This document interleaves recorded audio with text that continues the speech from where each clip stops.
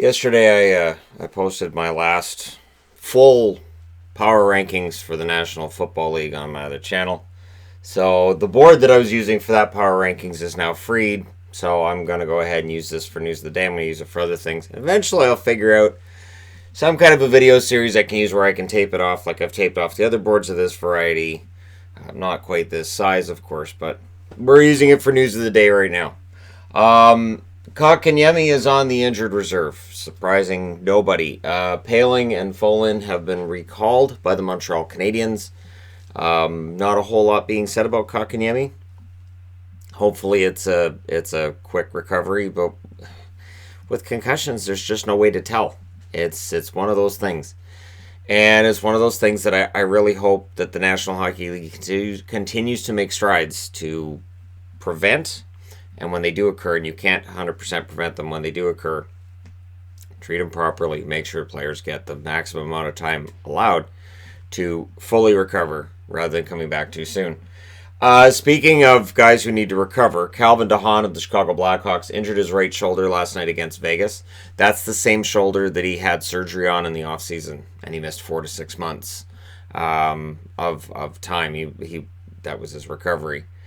And so that's concerning. They're just saying he's going back to Chicago. They haven't said anything else yet about how long he might be out.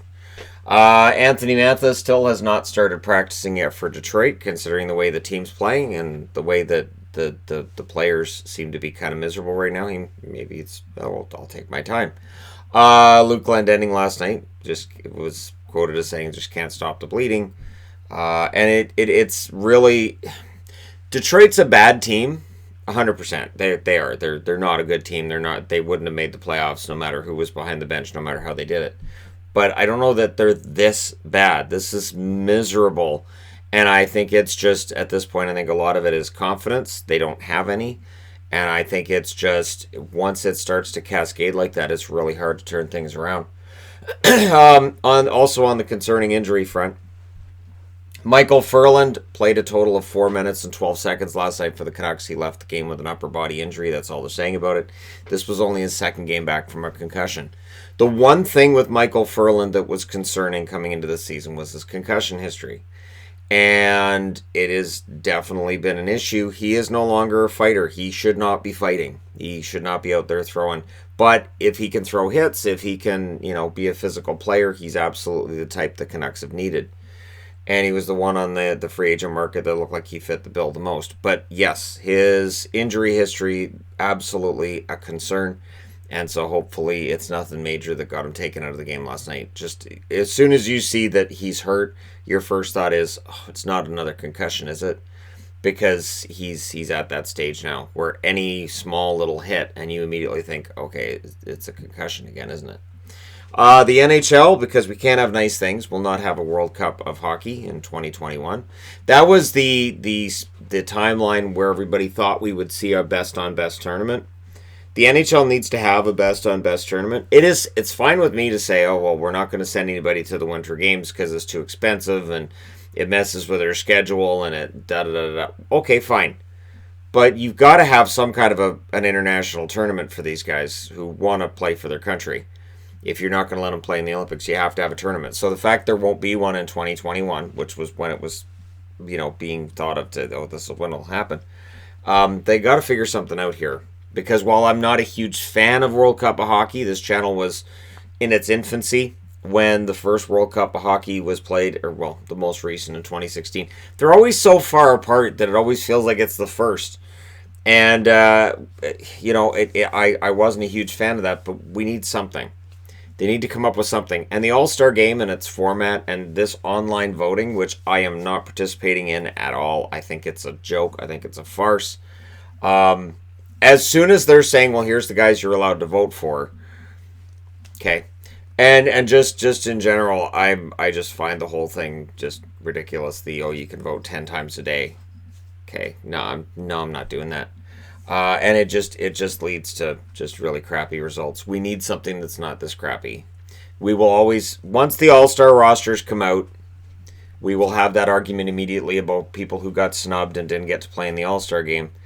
And while we can talk about whether or not it matters, well, these tournaments with World Cup of Hockey, anything like that, and All-Star games, they go on their permanent record that he played in 10 All-Star games, he played in 8 All-Star games.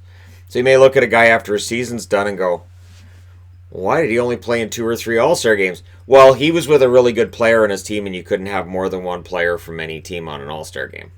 That's ridiculous. So we'll see if they eventually figure this out. They have to have a best on best somehow. We need something, and what they provide with the All-Star game. The skills competition is fantastic. I'm not going to say anything bad about the skills competition.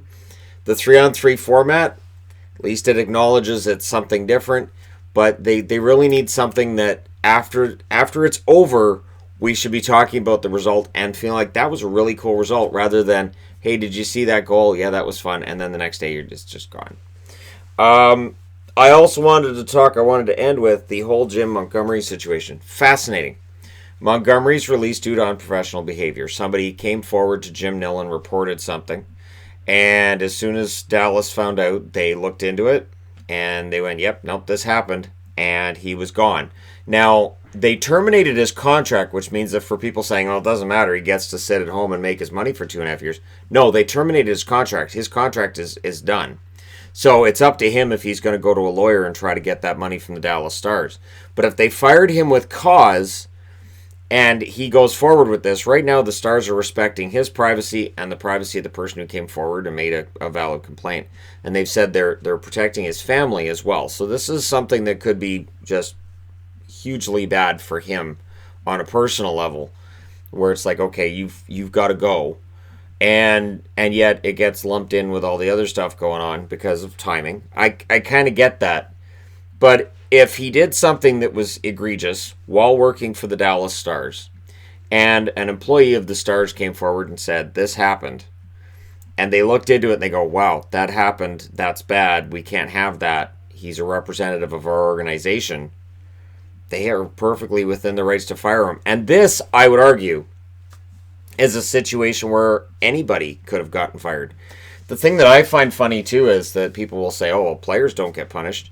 Where's Slava Voinov right now? How long has it been since Slava Voinov played a game? So, yes, players absolutely do get punished. Austin Watson, how many games did he end up getting suspended? It does. It does happen where if you commit actions off the ice and it comes to light, or even if it doesn't, a team can suspend. And a team has the right, and the NHL can step in over top of the team. So the Montgomery situation, there's a lot of conclusions being jumped to where people are like, that's it, it's all the same, it's all part of the same thing, and I don't see any indication that it is. The other thing, too, is I don't believe that the interview that everybody's been posting, Monty on Monty, had anything to do with it. I've listened to that interview 2 or 3 times, and honestly, I don't hear anything in that would warrant firing a guy. There's nothing in there.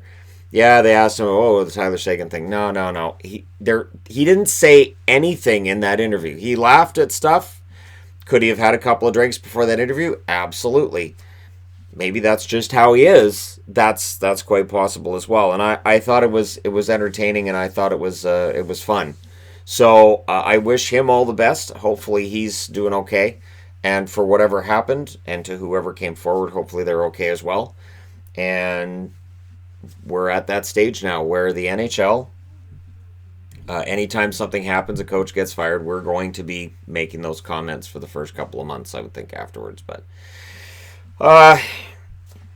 Montgomery's out, and the Stars won their first game under Rick Bowness, which again asks the question, are coaches maybe overrated in their overall ability to help a team win? And I think there are some that make a huge difference, but I also think there are some that kind of just let them go out and play, and they do a competent enough job. But I think there are a lot of guys who can do a good job. And yeah, it's a question that's been asked before. I've seen teams win Stanley Cups and seen fans say, oh, well, anybody could have got them to the Stanley Cup. Scotty Bowman, who's got more Stanley Cup rings than anybody else. One complaint people have thrown at him is that he got the Montreal Canadiens in the 70s to Stanley Cups, and then he got the Detroit Red Wings in the 90s to Stanley Cups, and anybody could have done that. Oh, and he won with Pittsburgh with Mario. He just goes to really good teams. To which my response was always, but why didn't they win after he left? Why did they win so much when he was there? And what did he do? And why is it that the players gave him credit as much as they hated playing for him? The comment being you hated playing for him 364 days a year. The day 365, you got your Stanley Cup ring. So it's an interesting time. Let me know your thoughts in the comment section below as always. Don't forget to hit like and subscribe if you're browsing your way through. You just happened upon this video. And yes, it is Wednesday, so we are going to do the Panic Index. And I might just use this board in order to do it. That way I don't have to have everything all bunched together. Thank you guys so much for all your support. I will talk to you again soon.